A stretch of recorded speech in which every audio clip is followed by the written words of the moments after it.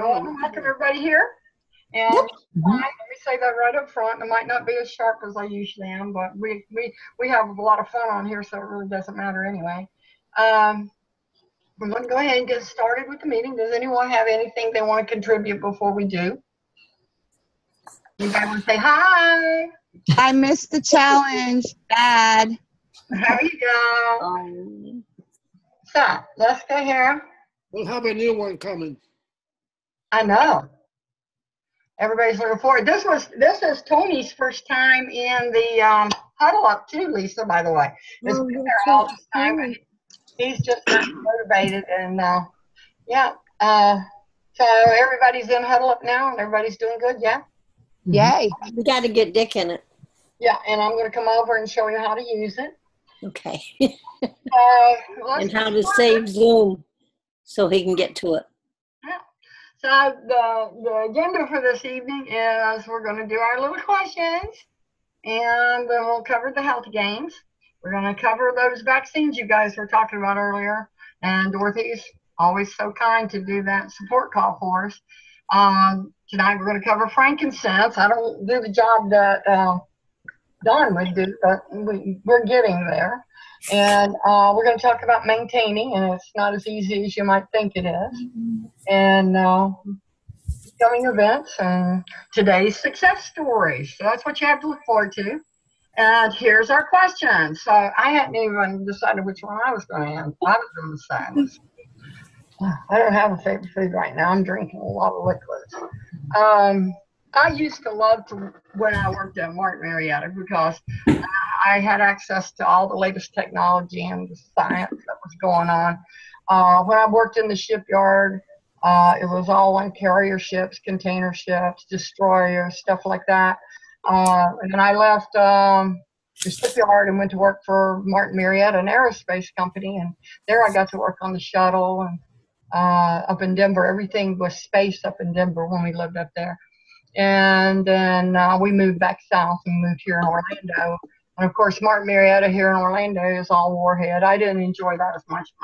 Where I used to love to work the most was Martin Marietta up in Denver. Mm-hmm. Who wants to go next? Cannot see your screen, Connie. You can't see my screen? No.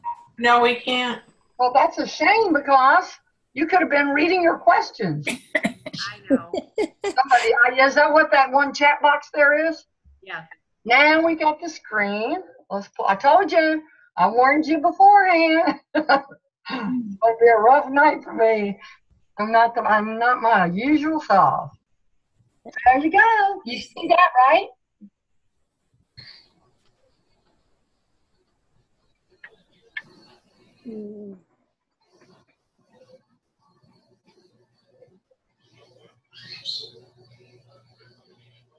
I'll tell you, I love working in a flower shop.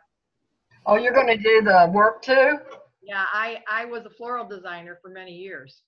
Never knew that. And I loved working in a flower shop. So what age were you when you were working in a flower shop? I was still in high school.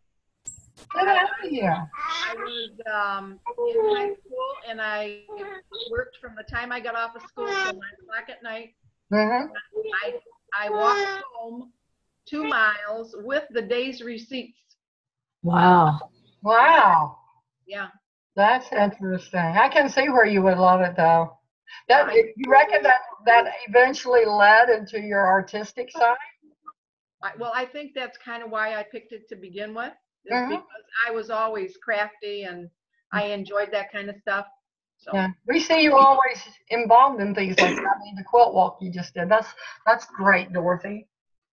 Is that it? While he's being semi-quiet, I'll say my favorite job was being a clinical massage therapist and personal health to people. That was my favorite. I love doing it. He's only going to be quiet for a second. You're fine. Well, I'm gonna tell you about my first car. Oh, okay. I got my first car when I was 26 years old, and I got it right after I got my driver's license.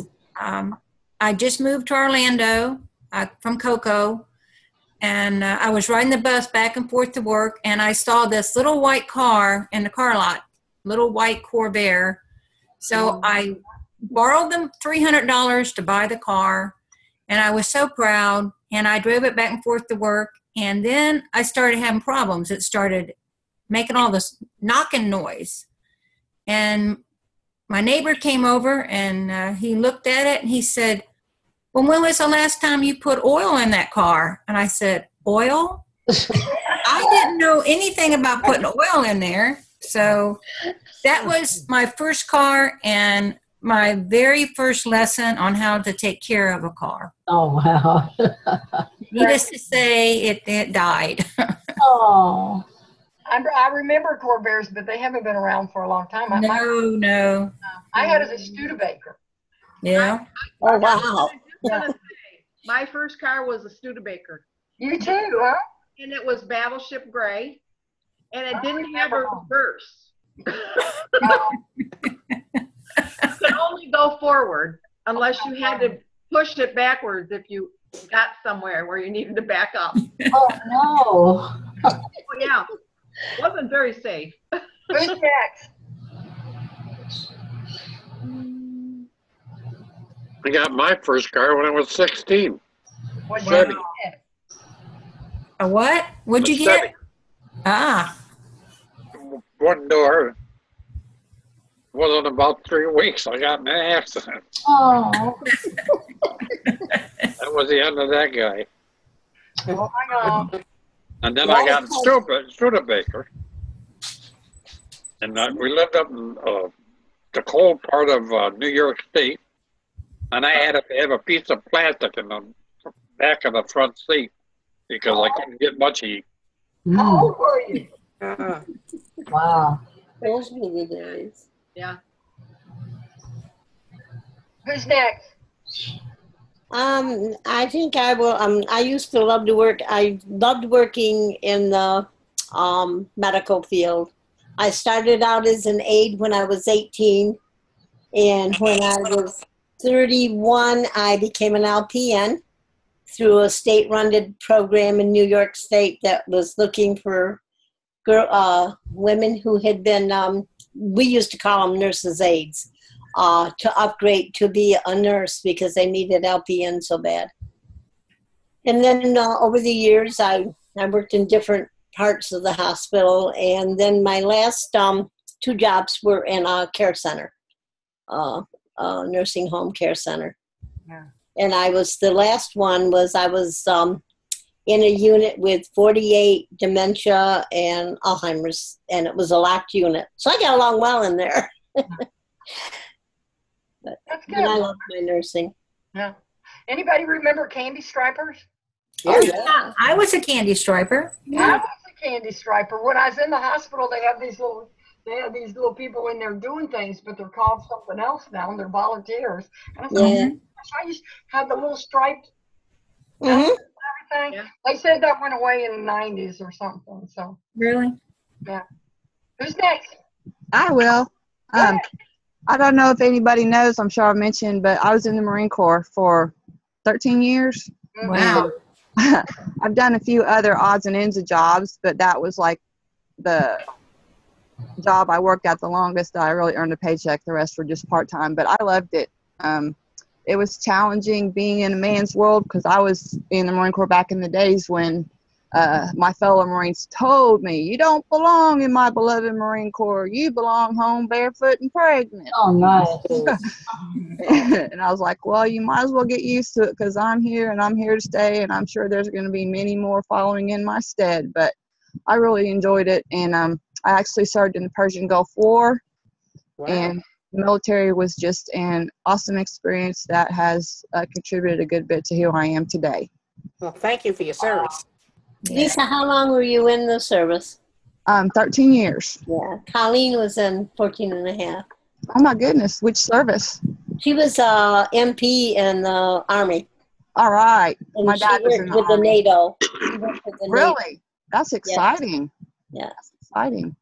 And right now my daughter and my son-in-law are actually in the Air Force too. So at one point in time, I think an uncle on my mom's side, he had done our genealogy and up to the latest war, which my nephew was in, Justin. We've had a family member in every war that has ever been. Wow. So that's quite the record. Yeah. That is. That is. Thank you, Lisa. You're welcome. Who's next? I didn't get my car till I got out of the service because I didn't know how to drive till I went into the service. I learned how to drive in the service. In New York City, you don't need a car. No. So I didn't learn how to drive, till I got into the service, and then I learned how to drive. And when I got discharged from the service, I bought my first car. It was a little Ford. And I drove that all the way to Florida. Yeah, I did. Cool. And I made it. I didn't know what to do, but I was driving pretty good. I got here. Yeah. Who's next? Thank you, Tony. That's I'll great. go next. Go, Carol. I got my first car when I was 21, a brand new 1966 powder blue Mustang. Nice. And at $3,500 it cost out the door. And a week later, I met my husband. And then shortly after that, when we got married, I had my first child and traded it in for a great big old station wagon. My gosh. We'll do that. That's fun. Cool. Who's next? Thank you, Carol. That's cool. Marcia, how about you? Did you go already? No, but my first car was, I got it when I was 21. We moved out of New York City. And to get around, you really need a car. So after I learned how to drive and got my license, I got a 1964 Dodge Dart. Oh, yeah. It was my neighbor's car, actually. It was in an accident, and the trunk was smashed up, but I got it for a good price. So, Believe it or not, I had a Dodge Dart too. really, Yeah, yeah. did you have the buttons on the side that you Yes. push? Yeah, Yes. that's what I had. Yeah. Yes, and the 8-track tape player in it. Technology. It was a good first car. It really was. Who's next? I think we're We down seem to be on the theme of. Yeah. I got here late. I got stuck in traffic. So I got my first car in 1964. I got my license on my 18th birthday, and my parents decided they were going to get their first new car. So I got their 57 Chevy Bel Air, which I wish. Nice. It's a classic today. Yes. I couldn't take it away to college, though. I was heartbroken. I left it at home. And when my parents came back from dropping me off at college, somebody had smashed the whole car. Aww. Oh. I cried over that car. Oh my God. So, but When I got married, I had a 57 Chevy. It was red and white. Mine was turquoise and white. Yes, yes. Oh, I'd like that turquoise. I did the two. Classic color from 57. Yeah, turquoise. All right, so let's start covering the healthy games. And this is the final tally up there. Michelle, with her little 3 people, I want to give her kudos because regardless, each person still had to go in and get their points, and they stuck with it. And look at where they ended up. Nice. Yeah, we did really good. We got really close to Mary Jane. So what happens in the end is people kind of back off of their points. Mm-hmm. So I think as a team, we did really, really well. Mm-hmm. I did keep track of the points while I was in the hospital. The way I did it is I called up the screen and I took pictures. And then today I sit here and I said, is it really worth it for me to go through and do all of that? And I started and stopped, and so I said, yeah, I got to do this. I've done it for the whole month. It has to be accurate. I'm not going to do no guessing. We're just going to sit here and get it done. And as it ended up, we had 300%, and then on one day we had 2 that didn't make it. That's what the 91%, that's when 2 people. and the 95% is when one person misses. But I think if you look across there, you will see really good participation. I don't think we have anything to complain about here. And I want to thank everybody that they did participate. There's things that are more important than this, and they can happen to you. And you got to take care of what matters most, and that's what we want you to do. The new challenge has started. We have a room all set up. When this Zoom gets over with, I'll put the link back up to the top. I can pin it up there. And if any of you want to put the link on your page so your friends and family can ask you questions about how they can do what you're doing, I'll be glad to help you do it and show you how to go about it. The ending tally, Lisa wanted to know because she wants to do her bragging for pounds lost, and there's probably still accumulating them because it doesn't end until 3 o'clock California time. And right now we're sitting at almost 40,000 pounds lost in this challenge. Isn't that amazing? Yeah. I know, it's wonderful. I love being part of that. We're making history. That's put quite a dent on the obesity epidemic in the United States. Yeah, and when you take into consideration that this started last year. Last year in September was our first challenge. And Okay, now, is that number just for this weight loss or for cumulative across all the challenges? No, this is just this. That's just this challenge. Wow. Yeah, that's just this challenge. Yeah. Let me see here. You know what? What amazes me is it started with one man's dream of getting America healthy. I need to get muted, Connie. Could you mute me? You need to be muted? No, you need to mute yourself. You need to mute me because my thing is going to go off. Oh, I can mute you, but I'd have to leave my screen, and I don't really want to do that. So why don't you mute yourself with your little button there? You mind? I'm trying to find it. You can find it. Bottom of the screen. Help them out, guys. No, I think it's great that this is on the adults, but when I just said the obesity epidemic, the thing that's even more heartbreaking is the obesity epidemic among children, which and diabetes. I'm thankful to say that it's starting to be paid attention to, but still, I think this is just awesome. I will tell you that when I was in the hospital, each person that had to deal with me, when they would look at my numbers, and I haven't seen them, I'll go in and look at them when I have time, but they would say, oh my God, you're so healthy. And the last little guy, when I was up in the room, this was funny, it's the only reason I'm telling you, is he was my nurse for the night, and he was inputting my stuff, and he looks at my record, and he goes, oh my gosh, you're so healthy. What do you do? And I said, I eat whole food. He says, what's that? That was bad. Yeah, it makes a big difference when you pay attention to what you eat, how much you move, the sleep, the water. And I think it's really something that we know, but for some reason we don't do until something goes off, and we know that we could do better. Marsha's story is great about that because of her diabetes, and because of the diabetes in her family, she just assumed that she was going to die of diabetes, and until she almost did. And then she said to herself that I did this to myself, I can fix it.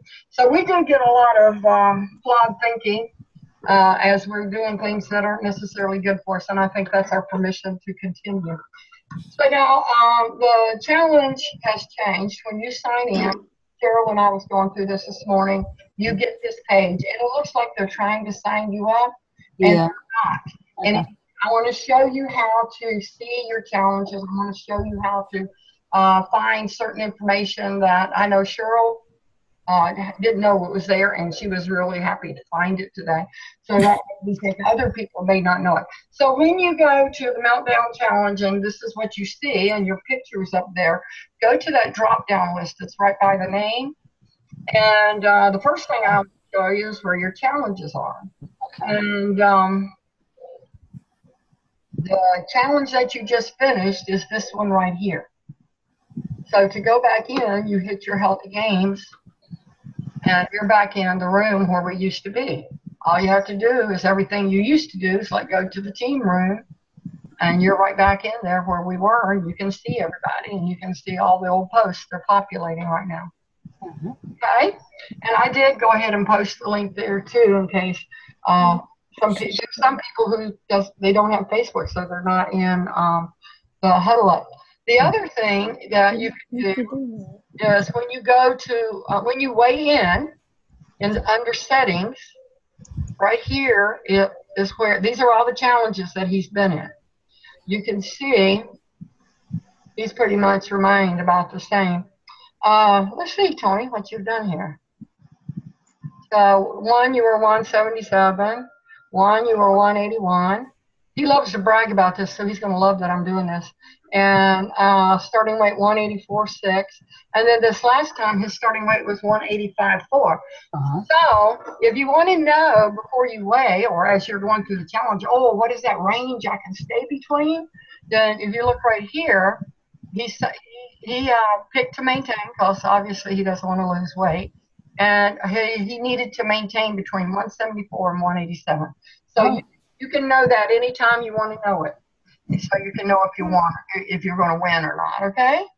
Do y'all have any questions on the page that ever confuse you that I can take care of now or anything? Okay. So that's a couple of things that you might find useful to yourself.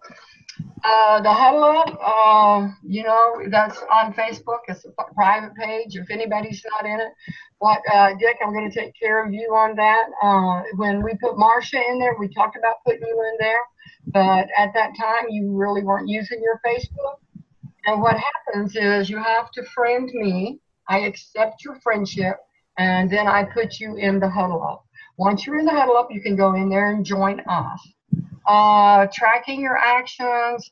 I do have a form for tracking the actions. I'm going to show it to you. I have it right here. I use this with clients who are on the program, and now that you're out of the challenge, and it can be used by any program you're going, because you really should be eating every 2 to 3 hours, and this goes along the MetaFast track, but you could track your exercise right here. You just print this out. Marcia, you want to speak to this? You love this without me talking about my own form. Let me let you talk about this form. And anyone who wants it, I'll send it to you. I want it. Okay. Yeah, I can't see your Did you bring it up, Connie? Are you going to bring it up or no? no? Is my screen not showing again? Hold on. Because I don't think it came up, but I thought it was ideal. Let me get it here. Here you go. Compared to, she has got it. So like when I first started, I was using the one that Take Shape gave you. And I've got like, well, let's see. I think the first year I kept track of it. And it was a daily one. So I got like 300 of them from when I started. And then Connie over time has worked on tweeting this. And it really is fantastic to use. I like this because it's the way she set it up. So you have everything on one page. Yeah. Yep. And what's really nice with this, I've had people actually take this into their doctor, and their doctor can look and see really quick what it is they've been doing. And it really helps them know maybe where their problem is. And anything that's on this page is something that anyone could use. Just ignore the part about the 501. I actually can clean it up for people who aren't doing the 501 if you want me to, and just make it a generic. But I got to thinking today when the challenge ended that this is one of the things that we miss the most. And then weighing in once a week to in between the challenges. These are things we used to do all of this before the challenge comes. And I don't want us to think we're only going to do the weight loss part when the challenge is on. Well, we really need to be vigilant with that and continue it even in the challenges. So writing your food, logging your exercise is one of the important things that keep you on track. And I know that I have this form, and I'm happy to send it to anybody that wants it. So just in the Huddle Up even, or an email to me, say send it to me, because I don't do spam and bulk stuff, but anybody that wants anything I have, they're welcome to it. And let me know you want this, Lisa. I know you do, so I will send that to you. Okay? Connie, the one thing, even if they're not on the 5-in-1, it is still recommended. I mean, I think almost they're all starting to say that you should eat at least 5 meals a day.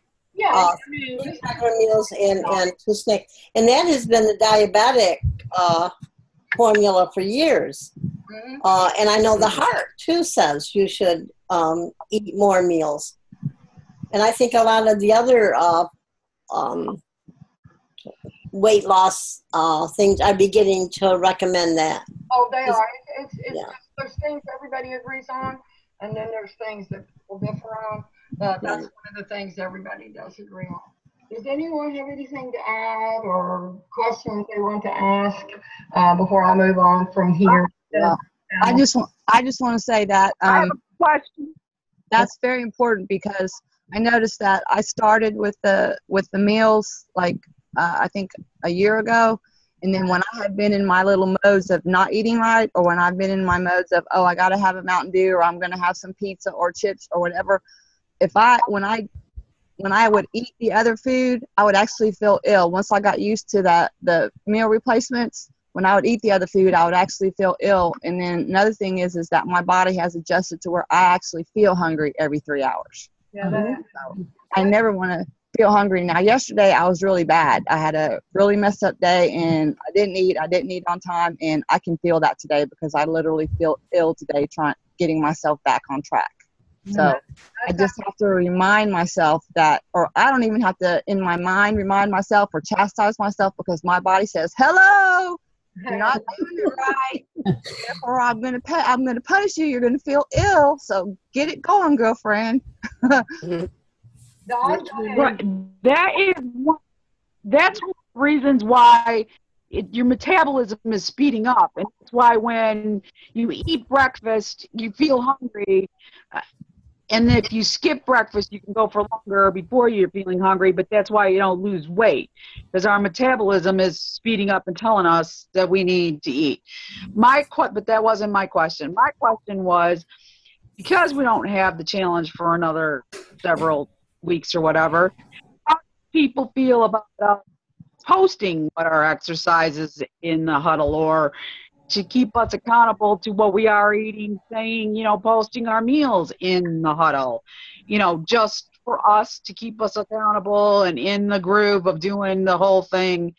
Something I thought about earlier today, but I didn't know how everybody would feel about it. I think that's a great idea. And for the ones who want to, do it, and the ones who don't.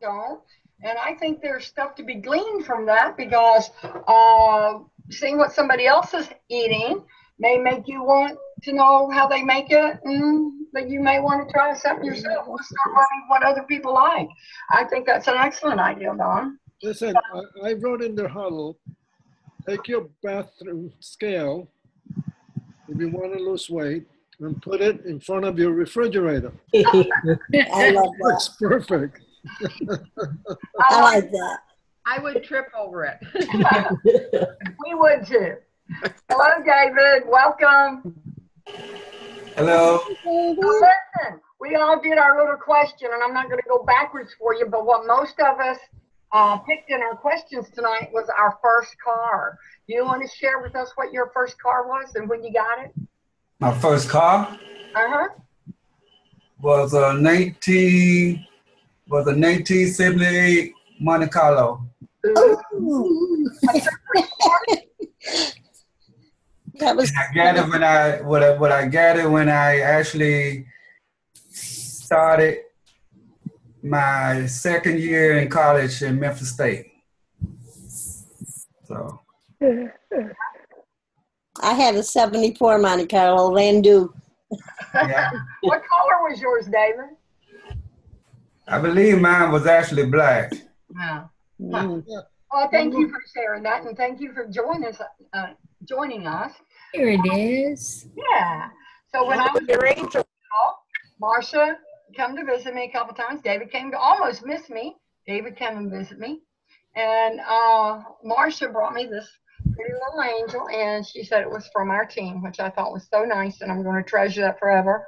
And I want to thank everybody. I can't tell you how much it means to have so many people writing so many kind things about you. And I just really love my family that I've made here in the Huddle. It's nice. Thank you, guys. I'm doing well. No concerns. Good, good. Good to hear. So, let's get back to those shots we were talking about earlier. Yeah. Yeah, Tony got his shot. He got both of his shots. And that was one of the reasons what made me decide to go ahead and do this. And what I found is, you know, should you get your flu shot and your pneumonia shot at the same time? Does anybody have a take on that before I read what the word is? Well, I did get them both at the same time. Doesn't matter. I've had them both at the same time. Okay. And it didn't matter? No. Okay, good. So there's no. At the same time. There's no. Go ahead. I have an opinion. At the end, I knew you would. I'll let you express it, okay? I don't believe in the flu shots at all, or any of them. So, to have them together or apart or whatever, they're counterproductive. And when I was in the hospital, the entire hospital was down the staff because the staff had been required to get flu shots, and they swore they'd never get them again because they were so sick from getting the flu shots. And I had a friend whose dad died because he got the flu shot. So I'm anti-vaccination. And I don't get it either. So. You know, each different. Sometimes people have a reason to. And this is one of those where people go both ways. The answer was there's no big harm in doing two at once. The issue is that a vaccine taxes your immune system. This is because the purpose of the vaccine is to put dead viruses into your body. And I'm sure Don's objection starts right there. In order to force your immune system to make antibodies. Then the antibodies are in your system for years. And this is what keeps you from catching that disease. The reason they don't give you vaccines when you're sick is that all your immune system's resources are busy making antibodies for the real disease you're sick from. The doctor doesn't want to give it the extra task of making antibodies for the harmless vaccine. Some doctors like to space out vaccines so that your immune system doesn't need to make antibodies for two vaccines at once. Also, it makes things easier to track if you have a rare bad reaction to one of these vaccines. So it's flu season. John, do you have any more you want to add to that? No, I'm not going to because I'm vehement about it. Anybody that sees my Facebook post can see my posts, how I feel about vaccines and where my information comes from and my backing of why I don't believe in them.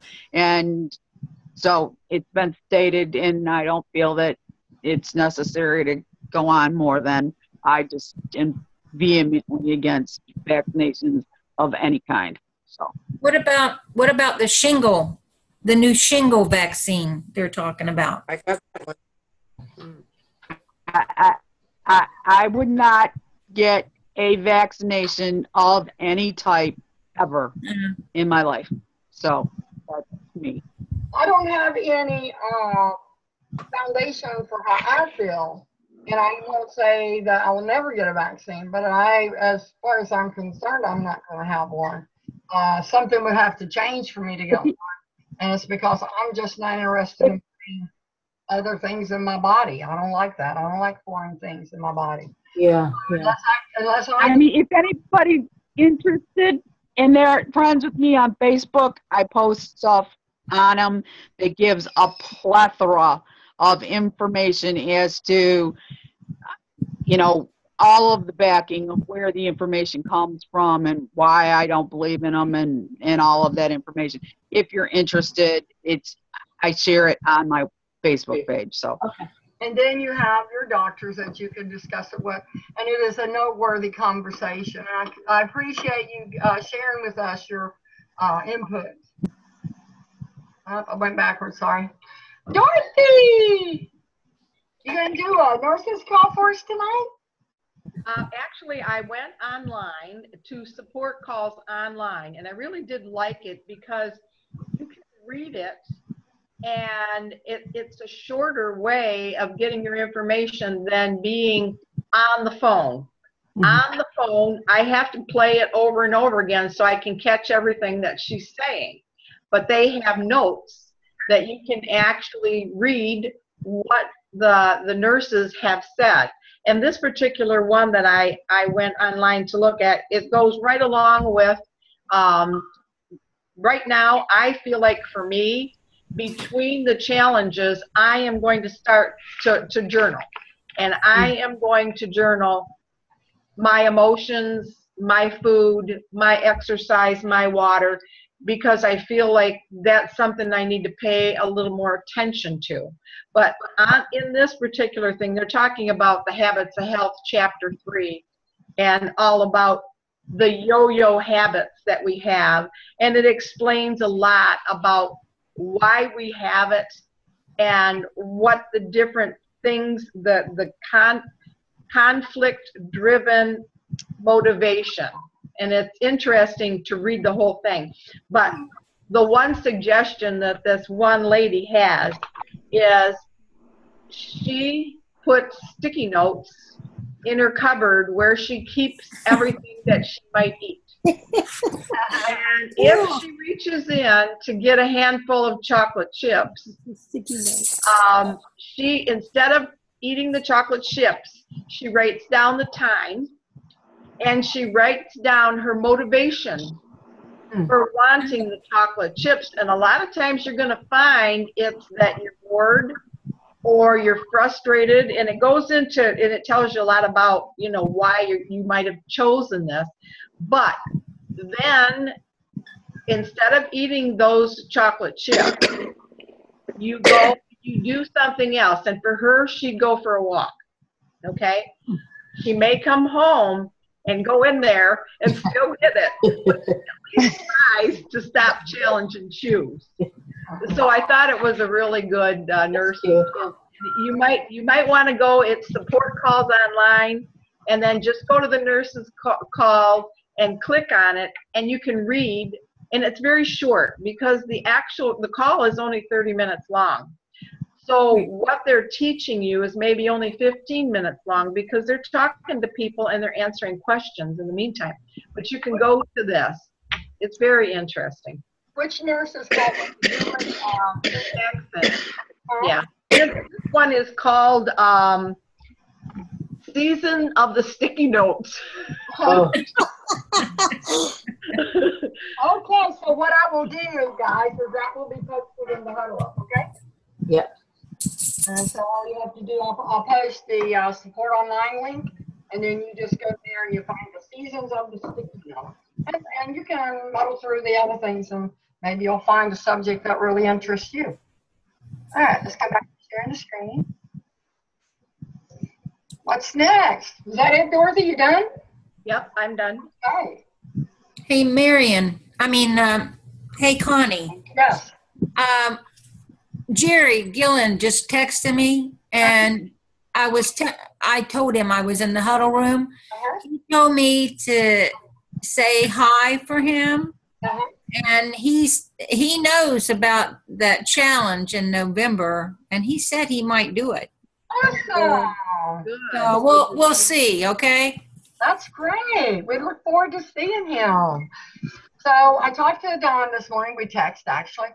And the oil we're going to talk about today is the frankincense.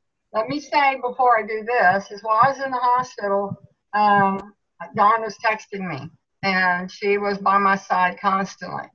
And she told me if I could get some peppermint and rub it on my side and take my hand without metal on it and put it on my side, that it would help me. And Barbara I actually had peppermint oil, but I didn't remember that I did. I was pretty sick.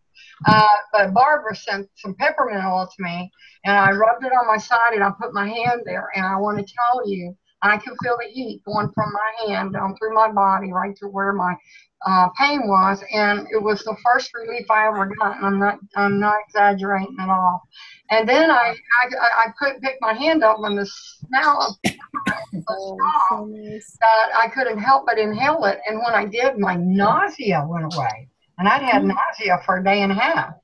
So I really do appreciate that, Dawn, and I look forward to getting my own kit from you and learning more about the oils. Do you want to cover this on frankincense? I mean, I can go from this page to the other, or you want me to do it?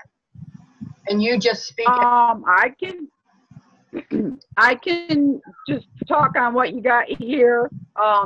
Of course, the king of oils, you know, everybody knows biblically, it was the oil that was brought. It is an amazing oil used for so many things.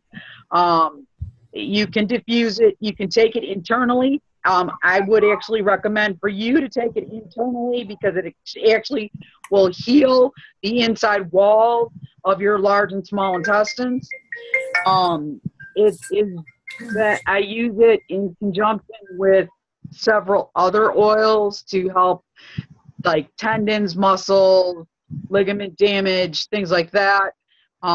It's used for bed sores.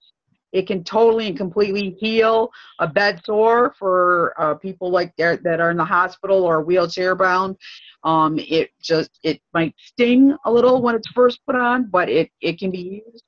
I had my sister-in-law's boyfriend was working in steel, and he tore all of the layers of the palm of his hand skin off all the way down to the muscle.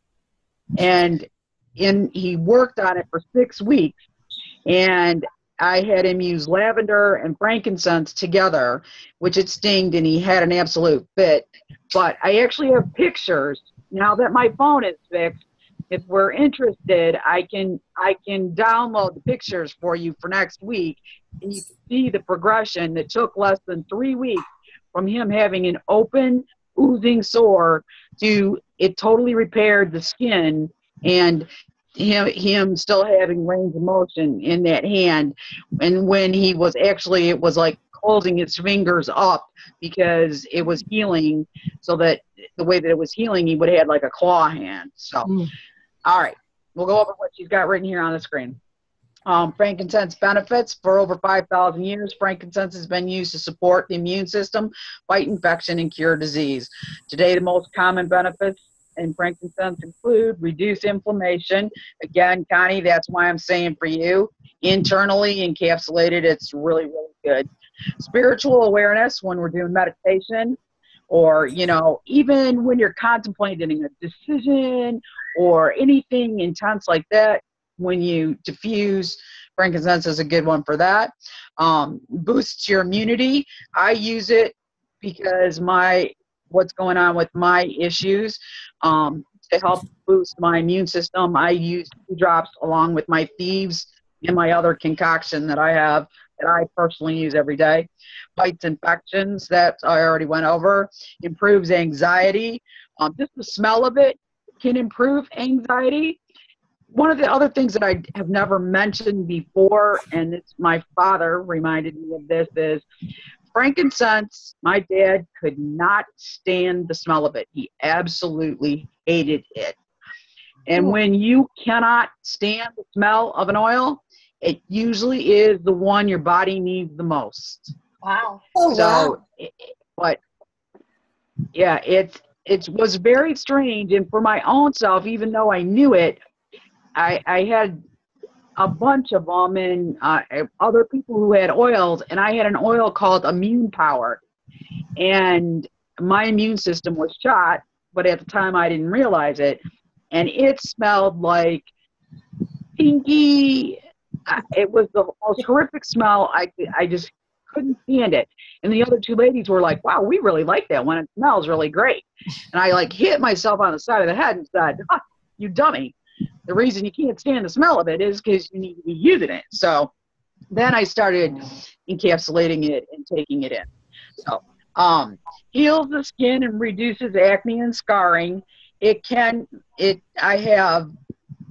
used it from where they said that I had shingles. Now they're not positive whether it was actually shingles, but it was a horrific yuck. And I used lavender, frankincense, and peppermint. And I have no scar on my chin or my burns that I've been in the habit of doing for the last 6 weeks. Press release of University of Leicester in the UK, published a few days before Christmas last year, has rekindled the theory that the wise men weren't just bringing wealth to Jesus, but medicine. According to the announcement that went after being issued, University of Leicester researchers discovered cancer-killing properties of frankincense in ovarian cancer. They've done research. It's been connected with killing cancer cells in a bunch of different types of cancer. Using the compound AKBA, with that big old name, the Onami government funded the research as for the first time it's shown that frankincense ability to target cancer cells in late-stage ovarian cancer patients. Researchers Kamal Al-Salani explained, after a year of studying an AKBA compound with ovarian cancer cells, we have been able to show that its effect in killing cancer cells. Frankincense is taken by many people with no known side effects. The finding has enormous potential to be taken to a clinical trial in the future and developed into an additional treatment of ovarian cancer. So it has been around. It has been around forever. Oh, there we go.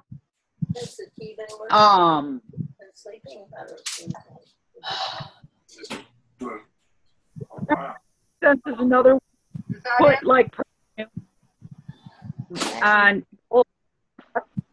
where number 6, frustration, tiny ears around the wrist that's there, anxiety, and it drops. It's like turn the upside down. It's not more, it's better.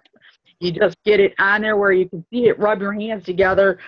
Cup your hands to your face and take a big deep breath in and inhale it. Probably kind of like you were doing with your peppermint oil, Connie, in the hospital. Bug bites, it works great. Cough, apply to the neck and throat. Stress relief, apply to the temples. Pick me up, peppermint oil, apply to the feet. Back. Applied to area of concern, bedtime mixed with, I'm not sure what the F stands for, but you guys were correct. It is definitely a carrier oil applied to a child's feet. It would be one of those ones that under 6, you would not apply to a child straight or neat. It would be diluted. Jaw pain with deep blue, which is another oil, and apply. Immune support, take a few drops in a veggie cap. That's what I was talking about, what I do. Cuts, scars, apply a few drops in the area of concern. Beautiful skin with lavender morning and night. It does do wonders as far as, I have what I call a pain line from scowling between my eyes. And if I use the frankincense and the lavender between there, I can actually make it go away. So that's it for me, unless we have some questions. Anyone have questions for that? The one that for the bedtime for the children, can adults use that too? Anybody can. The grown-ups. Anybody can. Yeah, and you can diffuse it to help sleep too. Right, put it in the air. Tony, did that help you but it is on your shoulder today, the peppermint? Yeah, it did. It did? Okay. Yeah, I put it on my shoulder, and I held it there, and I felt it going into the place where I have the pain, and it relieved it awful. I mean, really made me feel, yeah, it works. I'm going to do it again. Thank you. Thank you, Dawn. That was excellent. I'm glad you did that. Yeah, I'm learning a lot, and I can't tell you how much it means to me to learn of anything that's going to help anybody be healthier. Good stuff, Dawn. Natural way. Okay, so today when Marcia Novita came over, she was talking to me about the maintaining weight, and it made it worth a conversation. I thought tonight, because we have several people maintaining weight, And there's just things happen once you reach your ideal weight. And it's not just a given that, oh, I'm there and let's forget about it. I know that we have guidelines to follow when you do reach your ideal weight. And one of them is to weigh yourself every day. When you're losing weight, it's to weigh yourself one time a week because they don't want you to be discouraged. If you weigh yourself every day, and actually what happens when you start getting careless, you don't want to weigh. You don't want to see what the scale says. And I think forcing yourself to weigh every day will keep it from, instead of being 2 pounds, 5 pounds. So I think that first rule there is probably a real big tool in maintaining an ideal weight. Okay. And then people who maintain their weight loss tend to exercise more than those that don't. A lot of it is the company you keep, how much you go out to dinner, the fun element gets involved there once you're doing. Marcia, would you speak a little bit to, like you were to me tonight, do you mind me involving you? And not at all. Go ahead. I'll let you speak now. Yeah, what happens is I don't weigh myself every day. I still do it like once a week. And what happens is after you lose your weight, you know, you start feeling good and everybody keeps telling you, oh yeah, you look great and everything, and you start buying smaller clothes and it looks good. And then I find myself personally, every time I've lost weight and gone through that, I start getting lax and I start, oh, I can have this, I can have that. And then slowly the weight creeps back up. Have the old habits come back. It's almost like being an alcoholic. Yeah, I can have a little bit, but you really can't because it's so easy to get out of control. And that's where I am. That's where I am right now. It's not. I mean, I exercise the same, but with the snacking, I'm doing more than I really should. And hopefully, we all have that problem one day, right? Yeah. Yeah. And mindfulness, and I think you were alluding to that when you were talking about it. If you don't think about it, that makes it easier to actually do what you want to do. Mm-hmm. And the other part of that is bad habits don't go away until you replace them with better ones. And I think that's the strength of the challenge, that by being constantly reminded, you're reprogramming yourself, and it's just a matter of time before those better habits kick in.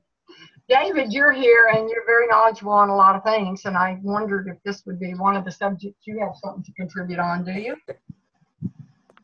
Well, actually, Marsha just about hit it right on the head, because people do tend to, once they get to they goal, they tend to then back off and be lax. Mm-hmm. You got to keep moving, you got to keep exercising, you got to keep being mindful of what you're putting in your body, because it can easily get back out of control.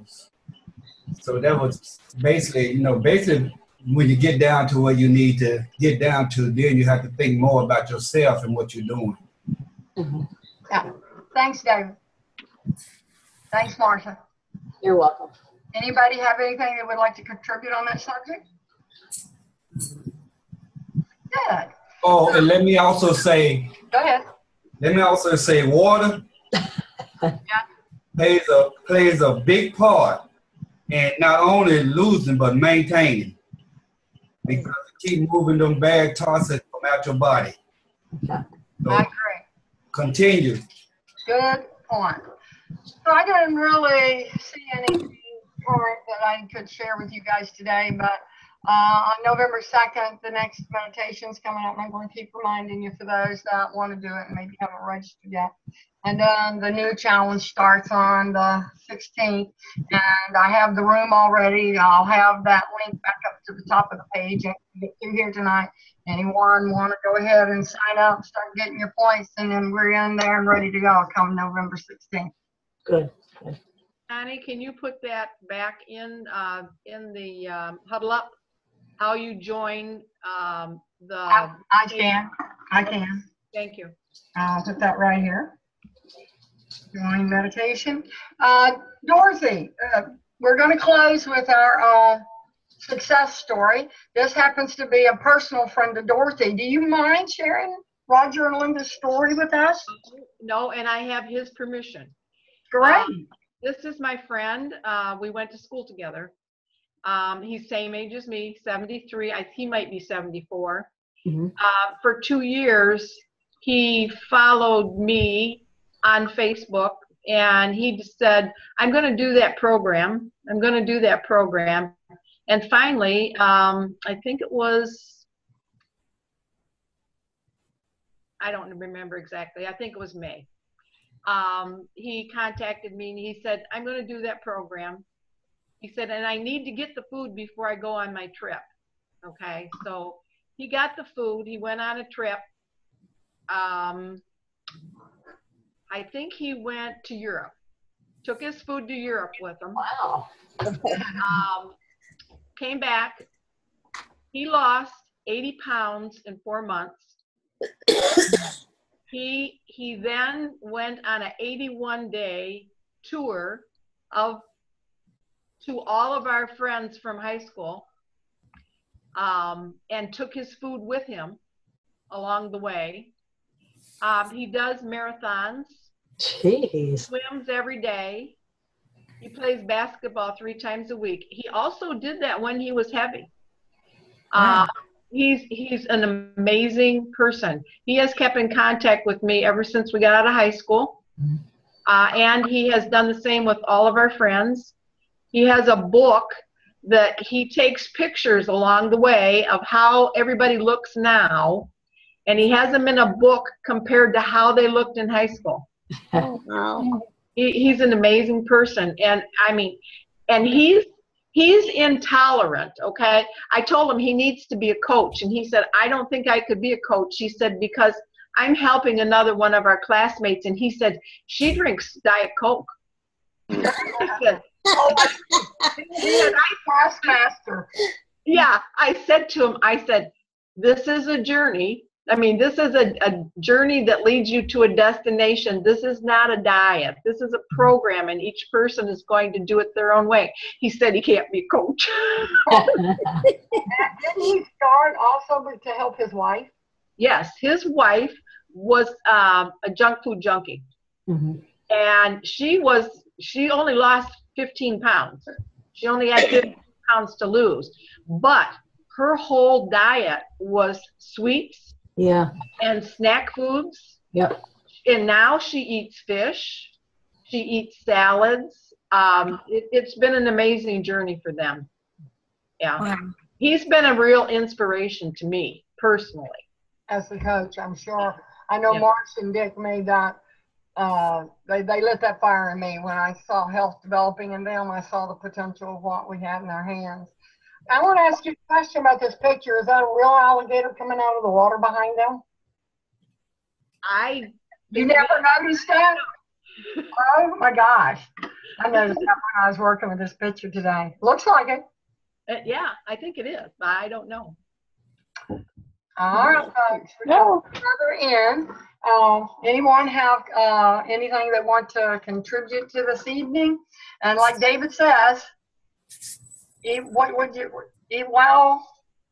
There you go. Move daily, hydrate often, sleep lots, love your body, repeat for life. Yeah. No, that's what it's all about. Repeat. I gotta run, everybody. Good night. Good night, Don. I gotta go. Love you guys. All right, Don. Bye. Bye. Thank you for everything. For sure. All right. Bye. Thank you. I don't. Thank you. Bye. Bye, y'all. Thank you. Good night, Lisa. Thank you. Thank you, everybody. I really enjoyed seeing you. Okay. Get some take care. rest, Connie. You. I'm glad I will. I take care. Bye.